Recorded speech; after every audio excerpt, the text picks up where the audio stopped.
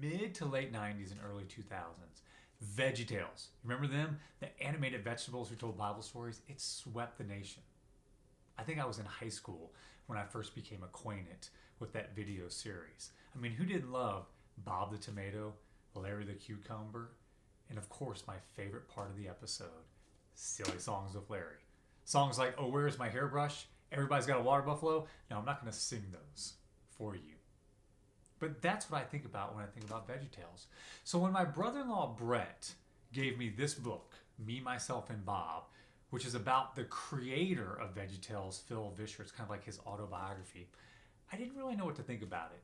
And if I had to be honest, I thought it probably lacks depth. I mean, it's about a guy who created a kid show. However, after reading it, I was pleasantly surprised by it. You see, this book, it's not for kids and about somebody who just created a kid's show, and it's not just for nostalgic fans. There are valuable business and leadership lessons in here.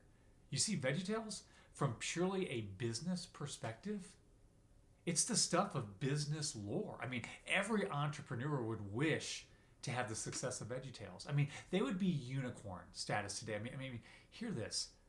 In 4 years, VeggieTales, their sales increased 3,300%. That's right. That's unbelievable. But you see, this book isn't about startup success.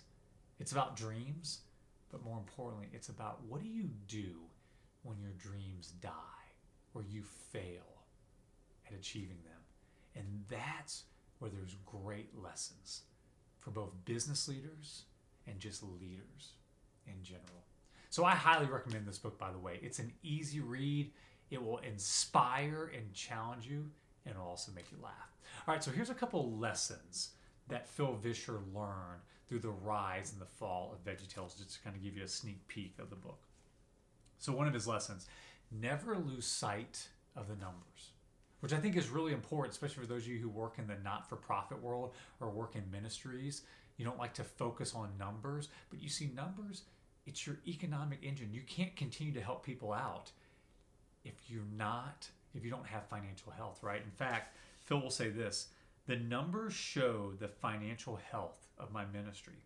And ignoring my ministry's financial health, even for a brief period, was like ignoring my own health.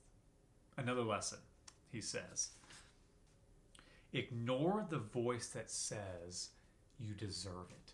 You see, sometimes when we have success, entitlement can creep in. And for those of you who are in the customer service world, what he says about this, I think, is so big. He says this, tell me how easy it is to serve someone you consider less deserving than yourself. Nearly impossible.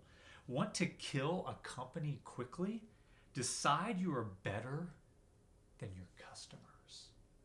All right, a few more lessons. Know yourself, the importance of self-awareness. In fact, Phil Vischer will say that the reason why VeggieTales failed, the number one reason, was because of his weaknesses. He didn't do a good job of hiring people to compensate for his weaknesses. And then one final lesson, build a team that rows in the same direction. And he says this, as I build new teams in the future, I will not pursue uniformity in thought process, giftedness, race, or specific religious denomination. In fact, I will pursue diversity in these areas with a vengeance. But I will make sure that each person walking into the door of any organization I lead is a huge fan of our core goals and values. It will make all the difference in the world. Diversity is needed in organizations, but the one area where you have to have uniformity is when it comes to your culture and your core values. Everybody has to be aligned with that. All right, so let me leave you with our game plan. Besides picking up this book, because I think it'd be a great read for you, here's something I want you to think about. Are there any dreams right now that in this current season or context of your life, you need to stop pursuing? Now, I know that sounds counterintuitive, but you see, sometimes our dreams, they can distract us from some higher priority areas. Maybe you need to spend more time with your family. Maybe you need to focus more on your health or your personal growth and development. So are there any dreams? I'm not saying you need to give these up right now, but are there any dreams right now that you just need to hit the pause button on for this moment and for this season? All right, let me leave you with our tweetable lesson. Real impact today comes from building great relationships, not huge organizations.